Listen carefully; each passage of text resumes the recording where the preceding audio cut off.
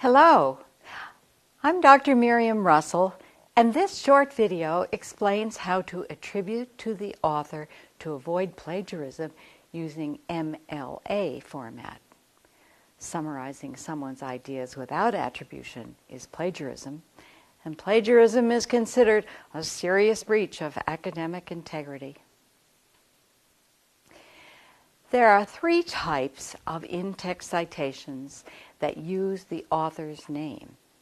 First, a direct quote surrounded by quotation marks.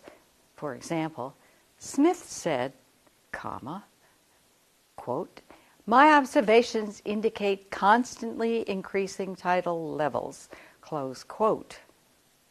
Notice that the period comes after the parentheses. Second is attributions to the author that paraphrase the original along with the page number if you have one. And third, when the author's name does not appear in the text, it appears in a parenthesis at the end of the paraphrased material along with the page number, again, if you have one. The author's name or attribution usually appears at the beginning of a summary. Here, the author attribution appears before a direct quote. In the works cited, MLA spells out the first name after the comma.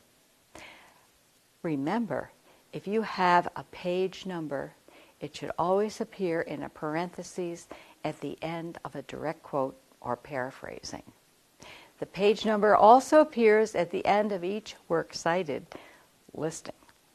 These examples are paraphrased from the original. Note the MLA format supplies the page number in parentheses at the end. When there's no specific author, use the organization's title. The ellipsis here means that certain information at the beginning of the quote has been left out. No page number is listed for this web page. When you summarize an entire article, use the page range in parentheses, in this case 36 to 41, at the end of the information. Note the last period appears after the end parentheses.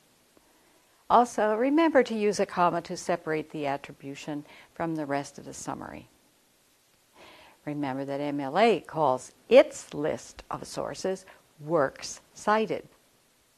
And this one uses the name of the publisher in the in-text citation, which appears first in the work cited. Now you know how to avoid plagiarism by attributing to the author using MLA format.